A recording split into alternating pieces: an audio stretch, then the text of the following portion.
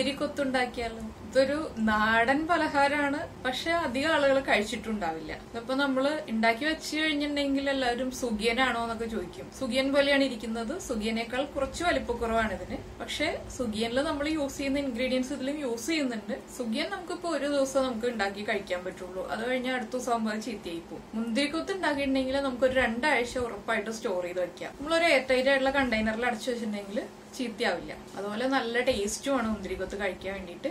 ഞാൻ ചെയ്തിരിക്കുന്നത് എങ്ങനെയാന്ന് വെച്ചിട്ടുണ്ടെങ്കിൽ, ബാറ്റർ ഉണ്ടാക്കാൻ വേണ്ടിയിട്ട് അരിപ്പൊടിയാണ് കൂടുതൽ യൂസ് ചെയ്തത്.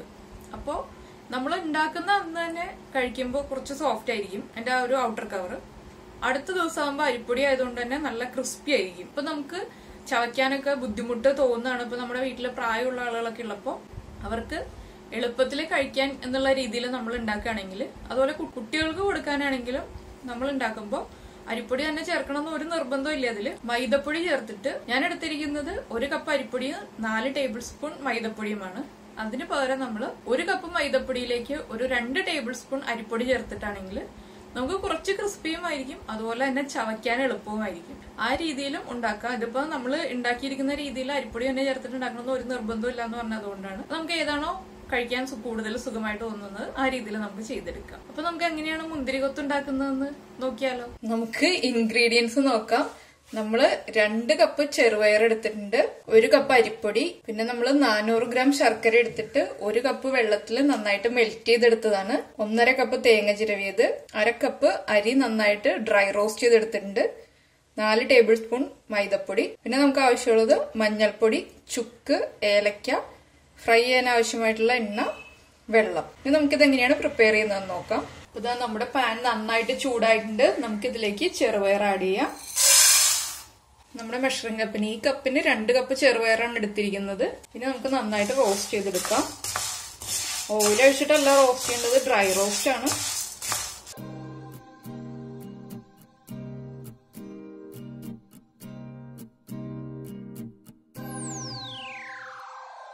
ഇതാ നമ്മുടെ ചെറുപയറിന്റെ കളർ നന്നായിട്ട് മാറി വന്നിട്ടുണ്ട്. ഈ ഒരു കളർ ആയി കഴിഞ്ഞപ്പോൾ ഫ്ലെയിം ഓഫ് ചെയ്തു. ഇതിനി നന്നായിട്ട് തണുത്ത് വരട്ടെ.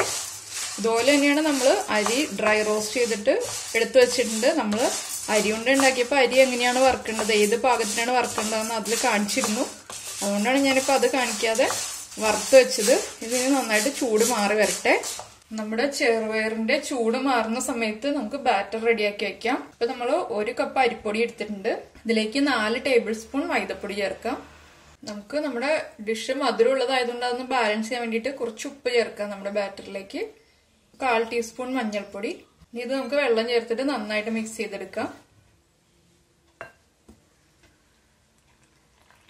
ഇപ്പൊ എത്ര വെള്ളം വേണ്ടിയോന്നു എന്നുള്ളത് ഞാൻ മിക്സ് ചെയ്ത് കഴിഞ്ഞിട്ട് പറഞ്ഞുതരാം. എത്ര വെള്ളമാണ് ഞാനിപ്പോ ഈ ഒരു ബാറ്റർ റെഡിയാക്കാൻ എടുക്കുന്നതെന്നുള്ളത്. 400 മില്ലി വെള്ളം ചേർത്തിട്ട് ഇതുപോലെ ഈ ഒരു കൺസിസ്റ്റൻസി മതി നമ്മുടെ ബാറ്ററിന്. ഇതിപ്പോ 400 മില്ലി വെള്ളം ചേർത്തിട്ടാണ് ഞാൻ മിക്സ് ചെയ്തെടുത്തിരിക്കുന്നത്. 1 കപ്പ് അരിപ്പൊടിയും 4 ടേബിൾ സ്പൂൺ മൈദപ്പൊടിയും ചേർത്തിട്ട്.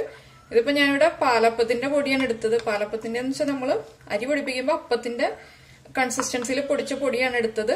തരിയുള്ള പൊടി വേണ്ട നമുക്ക്. തരിയില്ലാത്ത നമ്മൾ ഷോപ്പിൽ നിന്ന് പൊടി വാങ്ങിക്കുകയാണെങ്കിൽ അപ്പത്തിന്റെ പൊടി വാങ്ങിച്ചാൽ മതി. അതാണെങ്കിൽ നമുക്ക് ഇതുപോലെ ബാറ്റർ റെഡിയാക്കാൻ പറ്റുള്ളൂ. ഇനിയിപ്പോ നമ്മുടെ ചെറുപയർ ചൂട് മാറിയിട്ടുണ്ട്, നമുക്കത് പൊടിച്ചെടുക്കാം. ഇതാ നമ്മുടെ ശർക്കരപ്പാനി നന്നായിട്ട് തിളച്ചുകൊണ്ടിരിക്കുന്നുണ്ട്. ഇതൊന്ന് തിളച്ച് ചെറുതായിട്ടൊന്ന് കുറുകി വരണം. ഒരുപാട് അങ്ങ് തിക്കായി പോകണ്ട, ചെറുതായിട്ടൊന്ന് കുറുകിയാൽ മതി. ഇപ്പൊ ഇതാ നമ്മുടെ ശർക്കരപ്പാനി കറക്റ്റ് പാകമായിട്ടുണ്ട്. ഇതെങ്ങനെയാണ് കറക്റ്റ് പാകം നോക്കുന്നതെന്ന് ഞാനിപ്പോ കാണിച്ചു തരാം. നമ്മള് ഒരു വിരലുകൊണ്ട് ഈ ശർക്കരയിൽ ഒന്ന് ടച്ച് ചെയ്യുക. ഒന്ന് പതുക്കെ ഊതിയിട്ട് ചൂട് കുറച്ചിട്ട് വേണം നമ്മള് ശർക്കര എടുക്കാൻ വേണ്ടിയിട്ട്. എന്നിട്ട് 2 വിരലിങ്ങനെ കൂട്ടി പിടിച്ചിട്ട് പതുക്കെ ഒന്ന് അകത്തി കൊടുക്കുക വിരല്. അപ്പൊ ഒരു 1 സ്ട്രിങ്, ഒരു ചെറിയ നൂല് പോലെ കാണാം നമുക്ക്. ഇതാണ് നമ്മുടെ ശർക്കരപ്പാനിയുടെ കറക്റ്റ് പാകം.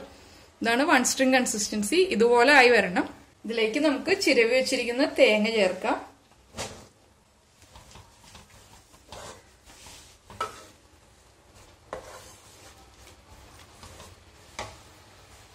ഇതിലേക്ക് ഞാനിപ്പോ ഏലക്കയും ചുക്കും ചേർത്ത് പൊടിച്ച പൗഡർ ചേർക്കാൻ പോവാണ്. ഇതിപ്പോ ഏലക്കയും ചുക്കും തന്നെ ചേർത്ത് പൊടിക്കണമെന്നില്ല. നല്ല ജീരകത്തിന്റെ ടേസ്റ്റ് ഇഷ്ടമുള്ള ആൾക്കാർക്ക് ഏലക്കയും നല്ല ജീരകം ചേർത്തിട്ട് പൊടിക്കാം. ഞാനിപ്പോ ചുക്ക് ചേർത്തിട്ടാണ് പൊടിച്ചെടുത്തത്. നമുക്കിതിലേക്ക് ആഡ് ചെയ്യാം. നമുക്കിത് നന്നായിട്ട് മിക്സ് ചെയ്യാം. അപ്പൊ നമ്മൾ തേങ്ങ ചേർത്തിട്ട് ശർക്കരയും തേങ്ങയുമായിട്ടുള്ള മിക്സ് നന്നായിട്ട് തിളച്ചു വരുന്നുണ്ട്. നമുക്ക് ഫ്ലെയിം കുറയ്ക്കാം. ഇതിലേക്ക് നമ്മൾ പൊടിച്ചു വെച്ചിരിക്കുന്ന ചെറുപയറും അരിയും ചേർത്ത് നന്നായിട്ട് ഡ്രൈ റോസ്റ്റ് ചെയ്ത് പൊടിച്ചെടുത്ത പൊടി ചേർക്കാം. ഇത് ഫൈൻ പൗഡറായിട്ടല്ല ഞാൻ പൊടിച്ചിരിക്കുന്നത്, ചെറിയ ചെറിയ തരി ഉണ്ട് ഇതില്. ഫൈൻ പൗഡറായിട്ട് പൊടിച്ചെടുക്കേണ്ട ചെറിയ തരിതരിപ്പോടെ പൊടിച്ചെടുക്കുന്നതാണ് നമുക്ക് ഈ ഒരു ഡിഷിന് നല്ലത്. ഇത് നമുക്ക് ഇതിലേക്ക് ആഡ് ചെയ്ത് കൊടുക്കാം.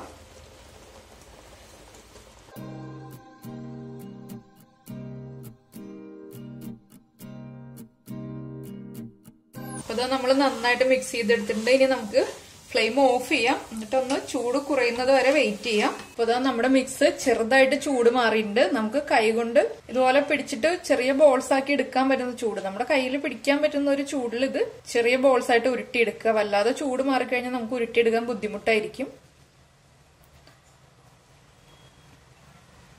ഇതുപോലെ ചെറിയ ബോൾസ് ആയിട്ട് നമ്മൾ ഉരുട്ടിയെടുക്കുക. നമുക്ക് ഈ മിക്സ് മുഴുവനും ഇതുപോലെ ചെറിയ ബോൾസ് ആയിട്ട് ഉരുട്ടിയെടുക്കാം. അപ്പൊ നമ്മുടെ ബോൾസ് എല്ലാം നമ്മൾ ഇതുപോലെ ചെറുതായിട്ട് ഉരുട്ടിയെടുത്തിട്ടുണ്ട്. അപ്പൊ നമുക്കൊരു സൈഡിലേക്ക് വെക്കാം. നമ്മുടെ ചട്ടിയിൽ എണ്ണ ചൂടാവുന്നുണ്ട്. അപ്പൊ നമ്മൾ എണ്ണ വെച്ചിട്ട് എണ്ണ നന്നായിട്ട് ചൂടായിട്ടുണ്ട്. നമുക്ക് ഈ ബാറ്ററിലേക്ക് ഓരോ ബോൾസ് ആയിട്ട് ഇട്ട് കൊടുക്കാം. ഇനി ഇതെടുത്തിട്ട് നമുക്ക് ബാറ്റർ ഒന്ന് കോട്ട് ചെയ്തിട്ട് നമുക്ക് എണ്ണയിലേക്ക് ഇട്ട് കൊടുക്കാം.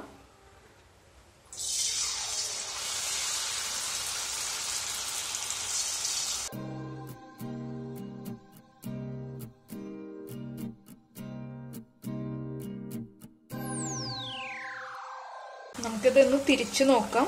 നമ്മളിപ്പോ നമ്മുടെ ബോൾസ് എല്ലാം തിരിച്ചിട്ടിട്ടുണ്ട്. ഒരു സൈഡ് റെഡിയായി കഴിഞ്ഞു, അടുത്ത സൈഡ് ഒന്ന് റെഡിയായി വരട്ടെ. നമ്മുടെ മുന്തിരിക്കൊത്ത് റെഡി ആയിട്ടുണ്ട്. നമുക്കിതൊരു കിച്ചൺ പേപ്പറിലേക്ക് മാറ്റാം. ഇതുപോലെ ഒരു ലൈറ്റ് ആയിട്ട് ഗോൾഡൻ ഷെയ്ഡ് വന്നാൽ മതി, ഒരുപാട് അങ്ങോട്ട് ഡാർക്ക് കളർ ആവണ്ട. നമുക്ക് ബാക്കിയുള്ളത് ഇതുപോലെ ഫ്രൈ ചെയ്തെടുക്കാം. അപ്പൊ നമ്മുടെ മുന്തിരിക്കൊത്തെല്ലാം റെഡി ആയിട്ടുണ്ട്. ഞാനിപ്പോ 2 വലിപ്പത്തിലാണ് ബോൾസ് ഉരുട്ടിയെടുത്തത്, അതുകൊണ്ട് 2 വലിപ്പത്തിലുള്ളതും വെച്ചിട്ടുണ്ട്. അപ്പൊ ഇതിലും ചെറുതായിട്ടാണെങ്കിലും നമുക്ക് ഉരുട്ടിയെടുക്കാം. അത് നമ്മുടെ ഇഷ്ടം പോലെ എങ്ങനെയാണെങ്കിലും ഉരുട്ടിയെടുക്കാം കേട്ടോ. വെക്കേഷനൊക്കെയാണ്, അപ്പൊ എല്ലാവരും ഇതുപോലെ മുന്തിരിക്കൊത്തൊക്കെ ഉണ്ടാക്കിയിട്ട് നന്നായിട്ട് ചൂട് മാറി കഴിഞ്ഞതിന് ശേഷം ഒരു എയർ ടൈറ്റ് ആയിട്ടുള്ള ജാറിലെടുത്ത് വെക്കുക. നമുക്ക് 1-2 ആഴ്ചത്തേക്ക് ഇത് ചീത്തയായി പോവില്ല. നമുക്ക് ഇതുപോലെയുള്ള ചെറിയ ചെറിയ പലഹാരങ്ങള് സമയം കിട്ടുമ്പോൾ ഉണ്ടാക്കി വെക്കുകയാണെങ്കിൽ കുട്ടികൾക്ക് ഇപ്പൊ കളിച്ചിട്ട് വന്നിട്ട് കഴിക്കാനോ അങ്ങനെയൊക്കെ ചെയ്ത് വെക്കാം. അപ്പൊ എല്ലാവരും ഈ വെക്കേഷൻ ഇതൊന്ന് ട്രൈ ചെയ്ത് നോക്കുക. നമുക്ക് അടുത്ത ഡിഷുമായിട്ട് അടുത്ത ദിവസം കാണാം. ബൈ.